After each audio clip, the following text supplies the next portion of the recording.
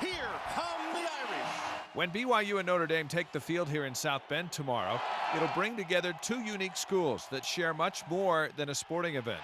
And it starts with a faith-based approach that makes them different. There's no great virtue in being just like everybody else. If you're different, if you can embrace that in a rich way, you can make a difference. If you fail to be different, who cares? You know, everybody can do that. But I think it's distinctiveness of BYU and Notre Dame are their strengths. Father John Jenkins has been president of Notre Dame since 2005. In a rare interview, he sat down with me beneath the famous Golden Dome on campus to discuss being a faith-based school in a secular world. How important is it then for faith-based institutions to hold their ground? Yeah, I think it's very important. You know, education in a rich sense, it isn't about simply imparting information to people.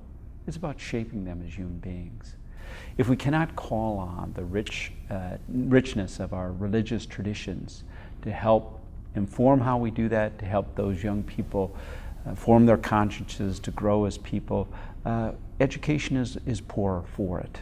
And institutions like BYU and Notre Dame have a rich legacy that they should draw on in their educational efforts. Religion is a powerful force, and I think BYU and Notre Dame have an advantage in engaging that important humorality of religious faith. The relationship between Brigham Young and Notre Dame actually began with Brigham Young and Father Edward Sorin, Notre Dame's founder and first president. Father Sorin in the 1870s sent out, at the request of a priest in Salt Lake City, some sisters to found a school and some hospitals. They were wonderfully successful and founded Holy Cross Hospital that served not only Catholics, but Mormons and non-Mormons, the whole population, and really flourished until 1970 when it became Salt Lake Regional Medical Center. Still exists. And so does the original chapel the nuns prayed in.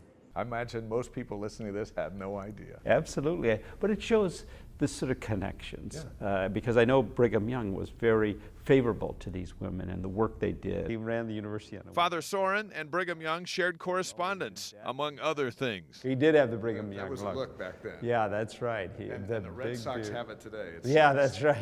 Yeah, that's right. So he's kind of a Utah pioneer without ever actually going to That's Utah. true. I don't. So he's in the gang. He's in the gang. He's in the gang.